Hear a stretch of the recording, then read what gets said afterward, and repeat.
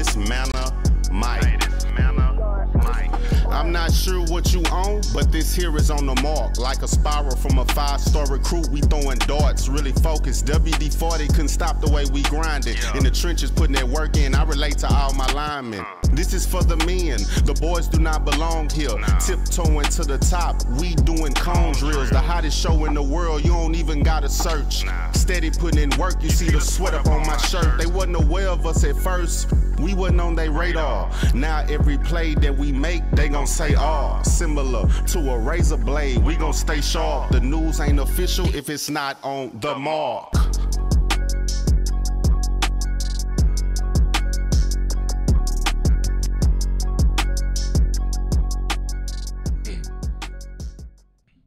Man, what's up?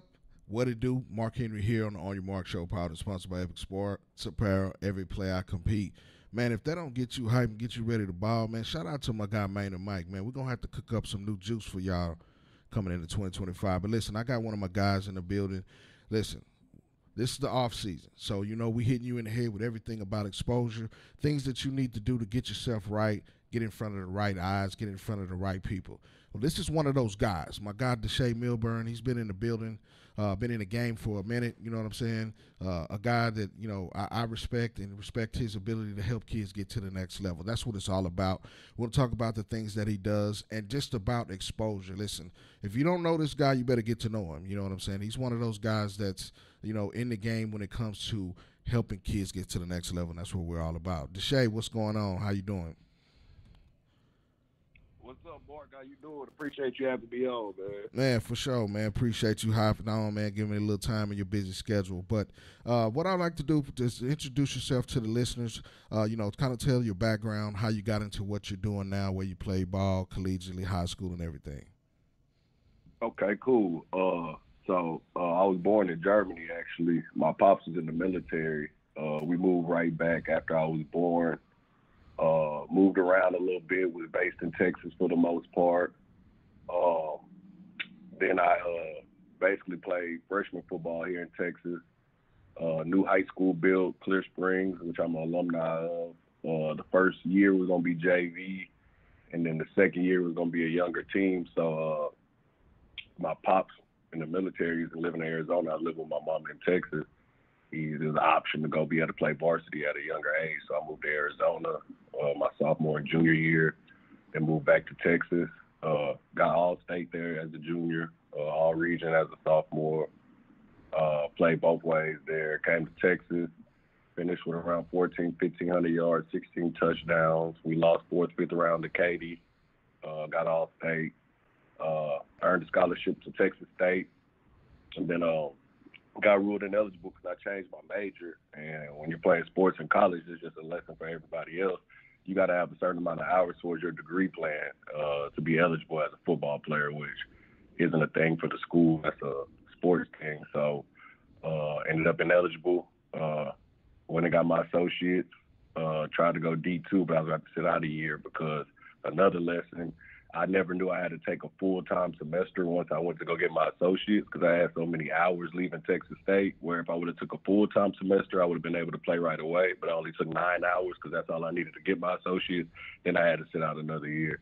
So I ended up going to Kingsville, helping my little brother and a couple of his friends get there. Coach Wilt, one of the best coaches I had, shout out to him, and ended up graduating, played scout team. Ended up earning a scholarship at a D2 from playing scout teams. So I just feel my path and a lot of the stuff I've been through as far as playing, going to USC camp, talking to Pete Carroll, having the best camp there, him never offering me, just a lot of stuff that I went through personally. I'm able to help kids and parents directly in real time off of real whether it's people that I've been working with the past 5 years or just by experience going through it with people I've went through it with. So I think God places in places that we need to be and not where we want to be sometimes, because just like every other person, I wanted to play in the NFL, but being on this side of it, I'm blessed to be in this position because there's some people who go to like a Delonte West situation. You know, you get to go live out your dream in the NBA, but now you kind of not living what you would want to be living on the back end. So everything happened for a reason, and it's a blessing to be able to tell my story to everybody when I get a chance to. Well, that's one reason I wanted to bring you on. I mean, I know the story, but just listening and hearing it now, it makes it come full circle as to how you are so passionate about what you do. I know the ins and outs of kind of what you do. And I pay attention to everything that you do. Just as we kind of work hand in hand together off site, not all the time, but a couple 2 or 3 times a Yep. year we on the field at the same time. But before we Yep. get into some of those exposure type things, the process when it comes to transferring schools, and I heard you mention that as far as getting your classwork together. Everybody sees the transfer portal as, I want to get to the next school, I want to get to the next spot. But you got to get your grades right. The education part is something I think that's left out. Talk about that a little bit. And I fully agree with you on that. I feel like that part isn't being pushed as much, and I hate that it's not pushed as much because I feel like my generation, my age group, our parents even told us, hey, get your degree, go to school, be able to get a free education, then you get to start with a head start. Well, NIL is being pushed now, and I feel like the degree's pushed to the back. And NIL is cool. It can help some people, but most people are going to be at a G5, FCS, D2, JUCO, NAIA, D3. So there's really not no NAIA in that situation. I mean, not NAIA, NIL in that situation. So the degree should be one of the main things that you're doing at the end of the day. And I think for me, well, I'm happy I did get my degree where I could go coach whenever I want, for one, and make enough to be able to provide. The second part is just a sense of completion at the end of the day, showing that you can start something and finish what you start. So I feel like kids need to just realize that. And even when I first transferred, when I got ineligible, I thought I was going to be able to go to SFA right off the bat. The coach hit me up. He said he could come here.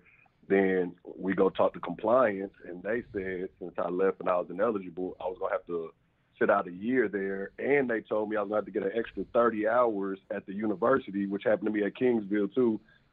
Anytime you transfer, you have to get 30 hours at that specific school. Even if you have 156 hours and you only need one class when you transfer, you're still going to have to get 30 hours. So kids just need to be aware of those type of things because school is still important, and that's why college is different than pro sports. Even though they have NIL, it's still amateurism of it being a university and college. That's just like with fandom. I feel like fandom's changed a little bit because of social media, but in the sense of why we love sports and college sports, it was never about a national championship, so to say, or only winning. It was about being supportive of your university that you walk and being around those people who you see go to class and then go to the game on Saturday, then see them in class on Tuesday, and some of that's kind of leaving, which I think that's what made college sports special, in my opinion. Absolutely. I think you lose some of the pageantry when it becomes a business. And you mentioned amateurism. I think that we know now that the amateurism is almost out of the door. It's one of those things where, it's a professional business. You have to treat it like a professional business. And the thing about, I think that a lot of people don't understand the transition from high school to college is that you have to treat it like a business, conduct yourself like a business person, a business entity. And, you make those things, pertinent, some of the things that you're doing. Talk about that a little bit. Well, I definitely try to help them on that side because I feel like that's what lets down most of the athletes that make it. In my opinion, I don't think it's a big difference between athletes. I feel like some have more talent than others. Some was blessed with some more athletic ability than others. But I don't feel like, as far as, so to say, the rankings or however you want to look at it, I don't think like it's a big gap between the players, how people act like it is now, if that makes sense. Mm-hmm. And I feel like a lot of that is just on what you're saying, being able to focus and a coach tell you something once or twice and you're able to do it, and not every time we come to practice when I tell you the same thing, I have to keep teaching it from the beginning, or lining up correctly, hand placement on blocking, whatever. All the intangible things and this little stuff that people never think about, that usually the Julian Edelmans, those type of guys, like how he end up in the NFL. They doing all that stuff that we talking about that people don't take serious, and it sounds cliche. How you handle yourself off the field is how you handle yourself on the field. But me personally, it goes hand in hand. I wasn't doing what I was supposed to do my first year. I had a good talk with Coach Schultz. Mike Schultz was my offensive coordinator, and tightened up, and they ended up being able to start in college. But I had to get my stuff together and had to focus and keep the main focus, which is hard at that age sometimes because you're going into. I'm going through this with some of the college guys I work with now, Mark. So Yeah. you're going into being able to be a focal point or finally getting over the hump of your situation at your school, but now you're in the ultimatum of, do I want to go home with my family, maybe get some workouts in? Do I want to stay at the school and just work out at the facility? Do I want to go to Exos in Florida and start networking with the people, you know what I'm saying? Right. Or do I want to go party in Miami or go to Panama City, Florida, or go to Puerto Rico for a week? So now they're giving real, you know what I'm saying, decisions, so to say, at a young age and early, whereas when you undrafted free agent, you might have to look back at that sophomore year where I took that break before spring ball and might not have been as prepared as I needed to. You know what I'm saying? So Right. that's definitely a big part of everything right now. I agree with you, especially with the money and the approach of the other side, the coaches and the donors and the higher ups. They're not looking at you as a guy they want to take 4 to 5 years to develop at those bigger schools. They want you to come in ready to go. They don't want to have to deal with all the off the field stuff. Even though you're 19 and gonna make mistakes, that's kind of at the back. It's not thought of as an assumption that it's going to happen. They're assuming that you need to not let that happen right now. Absolutely. Being prepared. And I heard you mention that. That's where I'm going with this now. Coming in as a high school athlete to college, there's a preparation, gap that's you have to have, And you mentioned, transition from high school. You're the guy there, but now you're a big fish. You're a small fish in a big pond now. When you get to college, people don't understand that. They see the glitz and glamour, but there's a lot of things that go in behind the scenes, and you happen to be privy to those things. How do you try to get that across to your parents and your players? Because there's no way you can be prepared for something without experiencing it. You can hear it, you can see it from an standpoint, but until you get your feet wet, it's kind of hard to describe it. I like to tell the parents, you basically just gonna have to lead your teacher of a parent at the end of the day. You got to do your best to let them bump their head at times while still helping them avoid things that they don't need to go through, that's one of the hardest things for parents right now, because a lot of the parents now just have it more than we used to have it back in the day. So they're more accessible to be able to, help people out, or not help people out, help their kids out financially, but also it's a give take because now it's coming from them. Some of the kids are spoiled in certain ways that it's a sense of entitlement. So I feel like it's a sense of still keeping them hungry and keeping them wanting for more and wanting to achieve more, and also teaching them wake up, make your bed when you wake up, brush your teeth, take a shower. You know what I'm saying? Make your lunch, teaching them how to cook little meals they can make, hamburger helper, hamburgers, breakfast. Like, you literally have to take the steps to prepare them to be a young adult at the end of the day, which I appreciate my parents for doing some of that stuff. But you don't realize some of the stuff that you're going to need and use until you're in the situation. And when you can lean on some life skills and knowing how to change a tire, right? Just as small stuff as that. Like, you literally just got to start doing those life skills with the kids from 15 to 18, because I feel like in that range right now, for whatever reason, this is just my opinion, I'm not saying it's a fact, parents are kind of taking a breath of fresh air, paying the trainer, expecting the kid to do what they're supposed to do, and being a little less hands-on, where I think that's where you might need to be a little more hands-on to close the deal, and they're able to transition a little easier. Absolutely. I think that they have to understand the importance of the things that their parents are doing to get them successful, to help them be in the right place from the right people. And I think that's one thing that you really kind of harp home in what you do with your program. But let's dive into your program a little bit, how you actually interact with the kids. Talk about that a little bit, and how do you get it in? So my younger kids that I work with will tell you Coach Deshae the coolest, nicest coach in the world, and then my older kids will say Coach Deshae used to be nice, and now we butt heads. But I'm glad I have that type of relationship with them because I feel like if I got them a little later, we wouldn't be butting heads. It'll just be I'm gonna do what I'm gonna do, and it's gonna go in one ear out the other. So being able to work with kids from the ages 6 all the way to NFL players, it just shows me what ages, how they learn, how receptive people are at what age. It teaches me to be able to deal with different people, whether somebody's a person that needs to see it, as far as the example, if somebody needs to hear it, if somebody needs to do it with somebody else, if somebody needs to do it with somebody else. Just the experience of being able to work with different age groups really helps me be able to pinpoint what we need to do in the most efficient way to fix issues, because I feel like that's the reason they bring in their kids to me at the end of the day. We should be getting better at all times and learning at all times and growing at all times, whether it's big, small games. It just has to be a sense of improvement. And I feel like if you keep improving every day, you're going to get as close to your goal that you want to reach. I don't think anybody's ever going to be perfect, but if you keep chasing perfection, you're going to get close to perfect if you're doing those things that you need to do. So I just like being able to help parents on their side filter through the recruiting process, filter through paying for this, paying for that. Do I need to go to this camp? Do I need to go to that camp? Do I need to do this tournament? Do I need to do that tournament? That's one thing that I enjoy doing because I help parents avoid some bumps in the roads. And then I also like being able to mold young men to be good people and see them grow up, teach other people that I'm working with to see it go full circle in that route.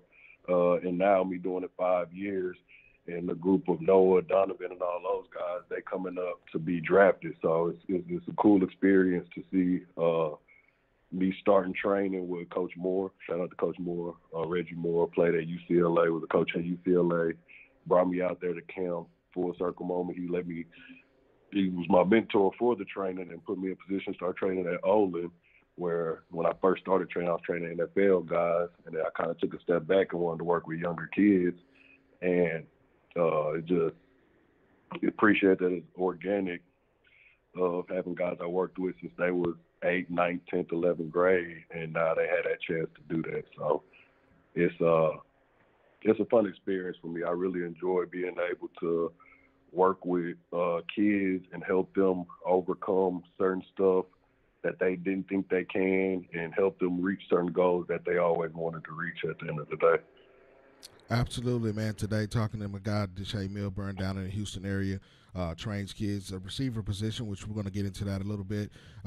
Appreciate everybody tuning in on your Mark Show each week right here live on the Fishbowl Radio Network. Now, early identification is a big thing, Deshae, and you mentioned helping parents decipher between different things. How important is it to get the kid, if they have – You always can see the little bit of ability right away, but just teaching early, getting them in early. You mentioned the younger kids to now, these guys getting into high school, college, and now, making the step to the pros. How important is it to get these guys in there early to get them going? Because I think that helps them. Everything goes in stages, and if you don't know that, you're kind of lost. So talk about that a little bit, how you try to get that across to them. So I think it does go in stages, and I think football has grown to a place that is a million different ways to get exposure now. I think every kid has their own path, and they need to use their own. They need to use their own resources and abilities to get them the opportunity that they want and yearn. But I think it's a lot of different ways to skin a cat at the end of the day. So I don't think my way is the right way. I don't think it's one way to do it. I will say I think it's a foundation that you could set and a baseline of things that you could do to put yourself in position to be able to be successful. And what I call that is being on the good side of politics. You can either be on the good side of politics or on the bad side of politics. And I don't think people realize you create the politics that's in hand. Because, people always want to yell out, oh, it's politics, oh, it's political. You know what I'm saying? But we play a part in the politics at the end of the day. That's what we got to realize. So when you put your kid in the little league team they playing with, right? That's where politics start. And it Mhm. either you could put him with a team that wins a lot, and he's around a lot of winners and around all the top kids where his name is going to be buzzing around those kids. Or you could put him in a great developmental program that you've seen develop people in your area that prepares him for the high school that he chooses to go to in that area, so to say. It used to be a little more city team to team, but now you'll have parents move to the next cities over just if the team develops a little better, if that makes sense. Absolutely. So I feel like those are the two routes you could go for Little League right now. You could either go with the clout, which works. I'm not saying either one don't work, or you could go with the development. Hopefully you could get both where a team has the attention and develops at a good rate. Middle school and for elementary school, you could choose to train or not to train. I think it helps because some baseline fundamentals are already in place, and I feel like it helps not having to break bad habits once they get into middle school and high school that they've created. And it depends on the kid's attitude and if he's coachable, if you're able to break those habits, if that makes sense. 7-on-7, I feel like is very important at those ages. It can create bad habits if you're not with the right program, but I think it's enough good programs that if you do your discernment and take your kids to enough tryouts and talk to enough people, you'll find a program that's developing and able to get the attention they need. But I think those years of 6, 7, well, I'll just say 8U through 12U, so to say, are a big deal of 7-on-7 for kids. I used to work with LaKendrick Williams Beep, with Beep Elite and HPA and CAT and DAB, and just in my area, Blur, and just in my area, a lot of those teams are grassroots teams, and that's why they're successful, because they develop ground up and they're doing a good job. So moving to middle school, I feel like this is where training needs to go in front of 7-on-7, because like, now you're not working towards being confident and winning, so to say.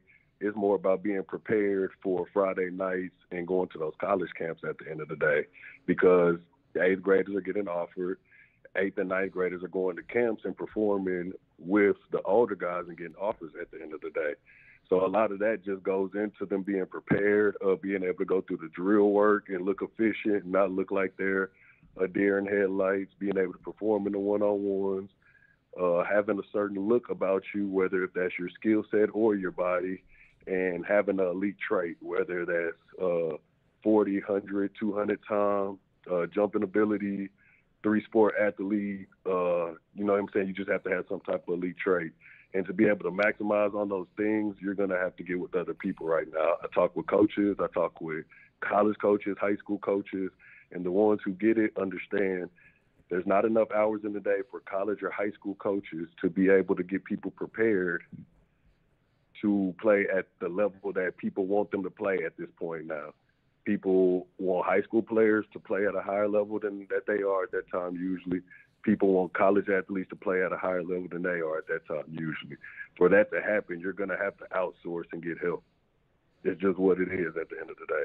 Whether if your kid's a little slower, you need to get a speed coach. Whether if your kid has a basketball body, he's trying to play football, he needs to get with a nutritionist and a weight coach. He needs to get his skill set and his fundamentals down. You need to get with a position coach. You're going to have to do that type of stuff. And the reason why I say that is you could try your luck on not doing that stuff, and it could work. So I don't want people to feel like that. But when you have, and you could correct me if I'm wrong, probably about 60% of the sport invested in their kids now, so it's kind of like baseball and basketball, you're going to get left behind, so to say, to the consensus-wise. So I just feel like that's the discrepancy right now. Middle school and high school kids overly do 7-on-7, which I think that's a great exposure point, but I think they need to overly realize in AAU, when you're doing that in those summers, you're in front of coaches, literally in front of coaches. Some coaches value 7-on-7 film in football. Most don't, and they just use it as a place to see how you move. So You're going to have to still have film on Friday nights and be able to play in pads at the end of the day, where AAU is just a different situation. So what I suggest to my parents that I work with is you need to do 7-on-7 so we can work on the stuff we're training on in real time. So I suggest them to do one a month from January to around May, because you still have 7-on-7 with your team and your school, which matters a little more at the end of the day, with those coaches who hold the keys to being able to dictate your playing time and getting recruited at the schoolhouse. So I think middle school and high school, you should be around one tournament a month, maybe two, if it's a Battle Houston and a end zone prep, two good competitive tournaments with exposure. But I just feel like you have to find that median of preparing yourself for your journey and what you're about to do, and going back to playing school ball and getting the exposure you want at the 7-on-7 tournaments and at the 247 Under Armour, et cetera, camps. Absolutely. They have to work hand in hand. If it don't translate on Friday nights, then you kind of wasting your time. But it's also about, like you said, it's you're in the lab. You should be in the lab when you're at 7-on-7 and using it to work on things that relates to Friday nights when it comes to skill guys. You know what I'm saying? And I think, and like you said, when you're at these tournaments, from the parents' perspective, to get down to what the kids are doing, you have to be getting proper reps and good reps. You know what I mean? If you just sending a kid deep every play, how's he understanding the route tree? How's he understanding how to break it at 8 for, a hook or curl? If he doesn't understand those things, then it's not prepping him for Friday nights when it comes to a high school guy. And a middle school guy, like you mentioned, the youth, it's to get them ready so that they can see these things on Friday nights. Everything is about preparation. There's levels to it, there's steps to it, and you have to understand that, and you have to be around the right people exposed, like you said. Beep, Chaz, STE, Deuce, and all those guys, Dunny Bags, all of those guys in that particular area that you brought up have been consistent about doing those things, the HPAs and those guys that you see. STE do a great job. STE, shout out to Deuce. When I first started, Deuce sent me some of his guys to work with so they could be better. So that's how it's supposed to be, in my opinion. Right. If you find, and I'm not the only trainer in Houston that could train. There's a whole bunch of other people who can work with your kid and get you prepared. Right. But I think that it can't be a competition of one of the 7-on-7 kid more bought into the program than even the high school program or his trainer or his speed coach. It needs to be a collective of everybody on one page with the parent and the kid involved to make that child successful at the end of the day. Right. And that's the main thing I'm trying to stress to my parents. Like, you're going to have to be a part of 7-on-7 programs, and you're going to have to use the camps outside the college camps to get the exposure you need. But right. Both of them ain't the only thing that you need to do. So you can't be all chips into one. Right. Just like kids that's doing more 7-on-7 than track. You're not going to help yourself at the end of the day. You're going to have to run sometimes if you want to be a skill position and go Division I. Right. It's just how it is. And that's almost FCS and D2 now. Absolutely. Yeah. So, and that's why I'm supportive. Like, and sometimes when I say stuff like that, people kind of say, well, he don't like 7-on-7. It's like, I'm not saying that. I'm saying that I think you need 7-on-7, track coach, training, basketball, baseball, and football, and track at the schoolhouse. You know what I'm saying? Weight coach. Like, you're going to have to be a well-rounded person at the end of the day. You can't just be a football player. And I think that's a little bit of the problem right now. Right. It's one of those things where it's like molding clay. It's like Voltron, the Transformers. They got to come together in pieces, but it's all for the same goal. You know what I mean? If you look at, some of the guys, I was on a show earlier this week, guys, you should be watching the combine, you know what I'm saying, this week, so that you can see what it looks like at the next level. Look at your position, look how they look physically, look how they move in and out of those drills. These are all the things, because everything from the pros trickles down to college, trickles down to high school, and so on. All of these things matter. You heard Deshae say traits. You have to be something special about you. There's traits, inherited things that you have to do well on the field to make yourself marketable to a college program. Some guys wake up out of bed with things, but even those guys that wake up out of bed with things have to sharpen themselves in what they do and do it well. It's all type of things that goes into getting the finished product, and that's the type of stuff that we talk about every week here on Your Mark Show, especially in the off season, guys. We want to get you where you need to be. If anything we can do to help you, we want to make sure we do it, and that's why we have guys like Deshae Milburn on each week right here every week from 11 to 12 on Wednesday. Now, the receiver position, I know that's one of the things that you focus on entirely. I think the receiver position is has evolved in the last 10 years from where it used to be, even the last 20. I think you got to go with the body types of the receivers as well, and the skill set of the receiver has changed in so many ways. And, it's things that you can work on in the training aspect to help you when you get on the field. Just speak about, the receiver position and some of the things that you're seeing that have changed in the last few years of how you try to train and mold these guys at their position. I think being able to be in the football family helped me a lot. So I have uncles. My daddy played receiver. Being around my mentors, Coach Hooks and Coach Moore, I'm able to contrast and compare errors and from watching film. And just real quick to the point that you made earlier, I know a lot of these kids not watching the combine, that they don't even watch NFL or college on Fridays and Sundays. And I've really been preaching that to them because I feel like we were taught the game is 90% mental and 10% physical, where they literally do 90% physical. I think they do a little more extra work and stuff like that, but it doesn't click because y'all don't watch enough football and know enough football for – we didn't have to do all of the stuff y'all have to do to prepare because we was more mental, if that makes sense. Right. So I think that they have to really hone in on what you said right there. They got to really watch the combine, watch spring ball practices on ESPN, Google Darrelle Revis practice highlights, watch Chad Ochocinco workouts. That's the type of stuff we was actually doing with nobody telling us to do it, where if somebody's telling you to do it and you still not doing it, at some point you're going to have to want to be a student of the game.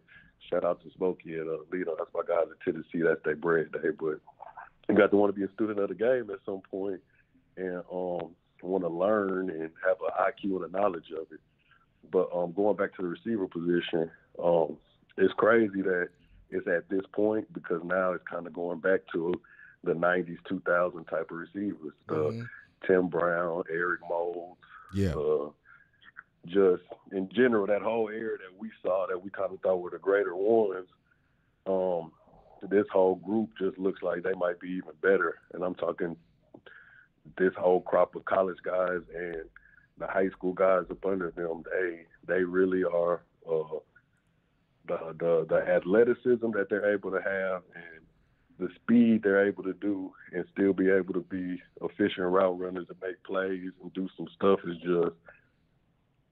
This is some stuff we haven't seen to where, usually you'll have your possession guy, your slot guy, and your speed guy. Where now at some points, all three of them guys got speed, and they just happen to be a possession slot in the house. Right. You know what I'm saying? Sorry. Yeah. You still got your spots for people who are football guys and not just a straight athlete. So I don't want to make it sound like that, but it's just fun to see the speed. But I think what separates the ones that are the Dalen McCutcheons, Evan Stewarts, you know what I'm saying, and Noah Thomas, those type of guys, is they do have those freaky traits. Like Noah is 6'6", right, 215, runs probably a 4.4, high 4.5, if not a 4.4, and he runs routes like he 5'11". Yeah. So it's like we work out with Mike Evans. Like you saying errors, we work on Mike Evans, and Mike like, damn, I can't move like that. And Mike about to be a Hall of Famer, you know what I'm saying? Absolutely. And not that it makes them either better or worse. I'm not saying that. I'm just talking about the simple movement of how you saying the position has changed over the years. I think they work on it at a younger age, so that helps it. But they just freaky athlete that's able to do some stuff that looks more appeasing to the eye. Like that's why you get the Justin Jeffersons, the Jamar Chases. Like Jamar Chase, not no better than Steve Smith, but it looked different. Yeah. You know what I'm saying?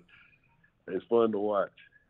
I wish that the coaches will hone in and do some of the older things, though, as far as using the route tree, because some of these kids don't even know the route tree, whether if it's all the routes or 1 through 9, where it goes, or even in the run game too, they don't know the 1, 2, 3 hole or the 4, 5, 6 hole. So I think I like coaches to get back to the fundamentals of the game, and I think that could help a lot of these kids be a little better than just running the grass and getting open. Use some of this skill set that they have and these traits they have to be able to make them be complete players and not box them in to a bubble guy or a gadget guy or a deep threat. You know what I'm saying? Right. Right. Yep. I think it's one of those things where you have to be versatile at everything and good at it all.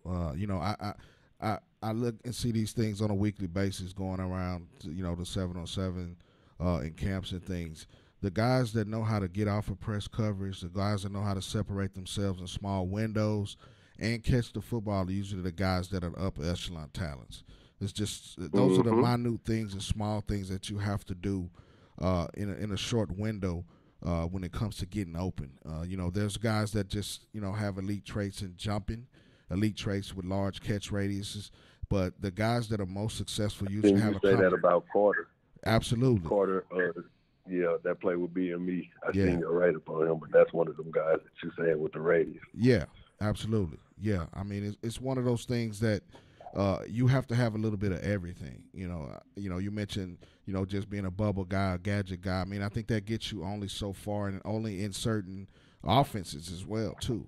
So you have to make sure that you understand those type of things when it comes to, the receiver position. And that's one reason I wanted to have you on today, because we see those type of things all the time. But, teaching it, going through it, and perfecting it, those are the guys that actually make it to the next level. You have to be, like you said, you have to be special at something. And when you're special at it, then it takes you further. You mentioned Steve Smith. Well, Steve Smith came into the league as a punt returner, but he worked on all of those other intricate things when he got to the league with his receiver coaches and all of that to fine-tune those things. And, in my opinion, he's going to be a Hall of Famer just because of the things that he did after he got into the league. You know what I'm saying? So it's one of those things where you have to really hone into it.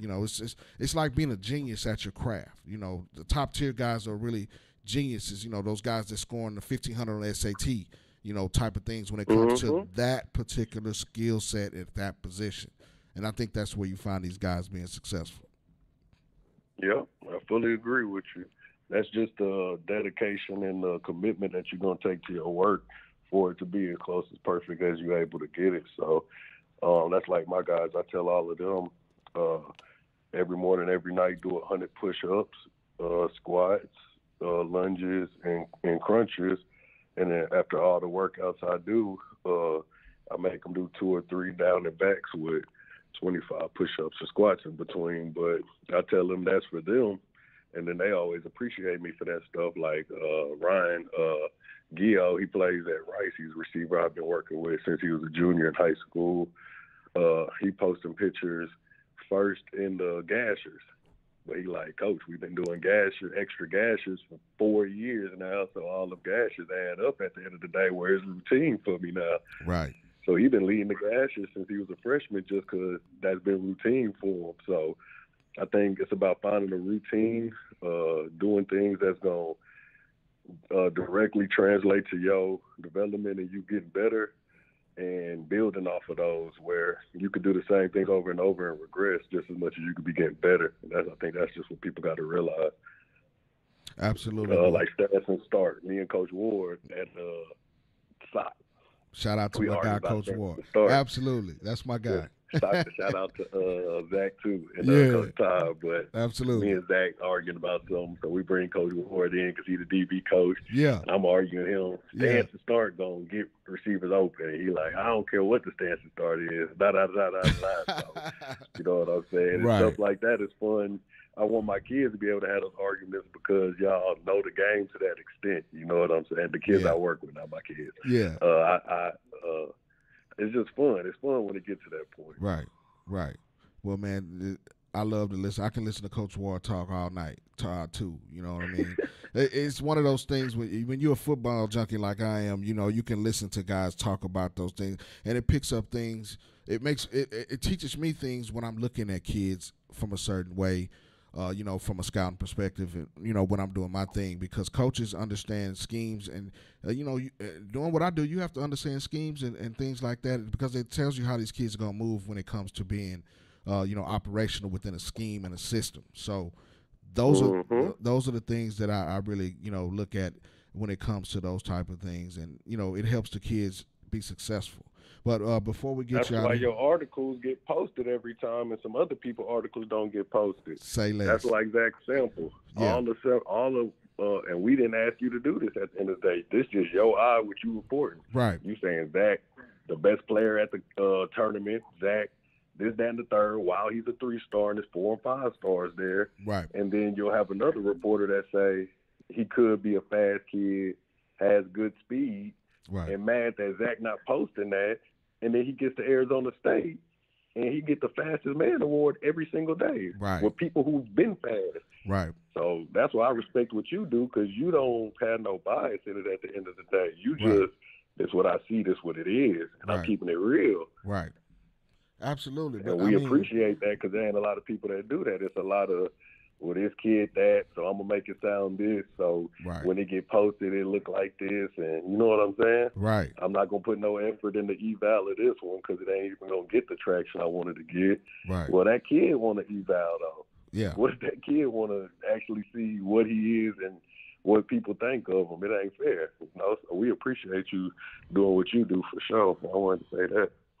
Man, say less. You already know this. That's why we we do what we do. It's not about the fluff. It's about really, doing an evaluation so that the college coaches can see and take what they can see that matches up to the film, and it usually translates. You know what I'm saying? And we're not out here just doing it just to be doing it. It's about the kids. Mm-hmm. It's about exposure. But before we get out of here, recruiting is a big thing that you pay attention to, that you're heavy and involved in. We can see. This right now it's the dead period in college football, but offers are still going out. I think the big thing that people have to understand is not pay attention to the offer, whether it's committable or not committable. If you get an offer as a young kid, let's just say you're 29, you haven't reached the high school yet, and you get an offer, that's just an introduction. It's like dating. You just introduce yourself, you got the phone number, now you know what I'm saying, you're setting up your first date. You're going out, you're going to the movies and things like that. As you continue to go on and you develop, you get your first couple of years, and say you make it to varsity as a high schooler. You got, a receiver, you got 500 yards, 10 touchdowns, as a sophomore. Now you got to go to camp. You still got that offer from these particular guys that have been keeping in touch with you. Now you go to junior. You got, 11 touchdowns, 900 yards, and, you make all district, MVP, newcomer of the year, and things like that. Now you come into your rising senior year. Now you have to make a decision as to where you want to go. You still got that offer from when you was a freshman or when you were an 8th grader, but now it comes down to a decision that you have to make. And I think people don't understand the ramifications of what the difference between offers are. You deal with these type of things all the time. It's something we talk about all the time. Give me your perspective on that.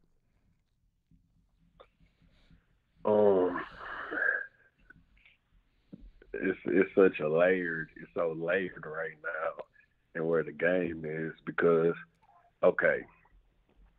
old school and 70s, 80s, 90s. Mm-hmm. Coach coming to the school, looking you in your eyes and shaking your hand and saying you got an offer. Right. It was no 60 offers, 50. It was none of that. The coaches that's coming to the school, looking in your eye, that's the offer. Boom. Right. Now we go into the fax email era, going from 2000 to the 2010, so to say. Then you're getting a mailed offer in the mail, and you're getting a handwritten letter from the coaches. This is my era, which I know for a fact. Right. That's how we knew the schools that you could go to, that your offer was there, and they would call and tell you, hey, somebody committed, took your spot. That's at that point when you get a mail letter that's saying, grant aid and all that's going to be taken care of for this university.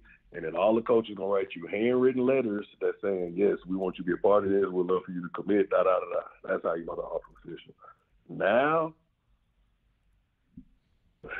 they go out so early because there wasn't no freshmen and sophomores and all that getting offered. You was really getting offered junior year and then going to your junior year. That's why it was junior days, because you were juniors going to the junior days. And then people would decide either signing day February 2nd or a little bit before that if they was early enrollees. But I say all that to say now, like you said, the initial offer at this point is a introductory of we want to put you on our board. Right. You're probably a little higher on our board than other people, Right. and we're going to seriously evaluate you and recruit you. Right. I Right. think when it builds from there is when they either you take the initiative, and I want to say this: some parents, instead of doing the rat race of going to 14 different schools, it's a way better look if you go to one school 3 to 4 times. I had talked to a Big Ten coach, I'm not going to say his name, but one of the kids that they took his commitment early over some other kids is because that family had been up to the school 4 times. So they said he's showing us he want to be a part of this, and he's showing us he's valuing us more than other people, where some people not able to commit yet certain places. You know how I know. So that's a part of it at the end of the day. But I just think that you got to really understand that it's an introductory. And the coach is you have to ask hard questions. Coach, is this a committable or uncommittable offer? Right. And now you put him on the spot to tell you, okay, you can or can't commit. Usually it's going to be, if it's not, you have to, just so I can get y'all through the coach talk, you have to come camp so we could see you in person, and then you'll be able to go forward with the recruiting process. Usually if you get an offer later, like around now or last month, you know what I'm saying? Got to go to That's camp. more, Yeah. you know what I'm saying? Exactly. So Yeah. just know that you probably going to have to visit that campus if you get an offer at this point. Right. And words need to come out their mouth of this committable offer, and you'll be able to take an official visit. Because if you can't take an official visit, in my opinion, which is usually 5 to 7 each position, it's other people on the board higher than you that they would take their commitment. And once they visit and don't commit, so to say, or they feel they're going somewhere else, then they might come back to you. And you can't look at that as a bad thing. You just got to look at it. Do I want to go to a school that values me more, or do I want to go to a school who missed on the prospect, but now I get to take those reps and that development at the end of the day? You can't look at it as, they didn't really want me and da-da-da-da, because we've seen success story both ways. You know what I'm saying, Mark? We've seen people go lower because Right. they're supposed to play earlier and don't succeed. And we've seen people who were the fallback guy on the scholarship and never was really recruited, but go in and take over the room and go to the NFL. So Right. everybody path is different, but you just got to be conscious and have some discernment to be able to filter through what's real and what's not real at the end of the day. Absolutely. You got to understand that. You got to know the game. You got if you don't, you got to have somebody around you in your village that understands the recruiting process, because it's not easy. You have to weed through a lot of fluff in order to get where you're going. And then, I'll say this also, guys, if you have a legitimate offer, you have to go ahead and take it now, because the transfer portal opens up again in April. You're going to see people starting to hit that. It'll be right after some of these spring practices. And just because it's a small school does not mean it's guaranteed that they're going to continue to show you the love. You have to get in where you fit in. If you got a majority D2 offers, that probably most likely says that's the level you're at right now. It doesn't mean you can't go D1 in the future, okay? But you got to get on the field, first of all, at that D2 early if you go there, in order to level yourself up. Go there and be All-American, All-Conference, and then I guarantee you there's a strong possibility somebody will be knocking at your door for at a bigger shot. But you got to understand that, you know what I'm saying? And, Deshae, this is one of those things that you've been hand in hand working with, with your guys as well. Yeah, definitely. I think when you get opportunity now, you got to be aware of your recruitment, because you could be a 30 offer guy and only have 4 places you could commit to, right? So, like you saying, once you get that opportunity, find the best fit that's for you, that you could succeed and commit. Then if it's some other things that happen on the coach's side where they get fired or not showing you the love, or you got somebody that's coming in late that might be able to do something, never not entertain it, but try to find a home and don't. You only could go to one school, and I think people want to get recruited and they don't want to go to a college. So while you're getting recruited, you still need to find a home at the end of the day, where some people find in a shelter, a little halfway house. Right. I mean, it's bigger than that, man, and you got to understand that, man. But man, listen, I appreciate you giving me a little time out of your business schedule today. Gonna send a shout out to a few people that watched today. My guy Damian Long, shout out to Damian Long. My guy Jeremy McGinnis from the Dub, J Mac.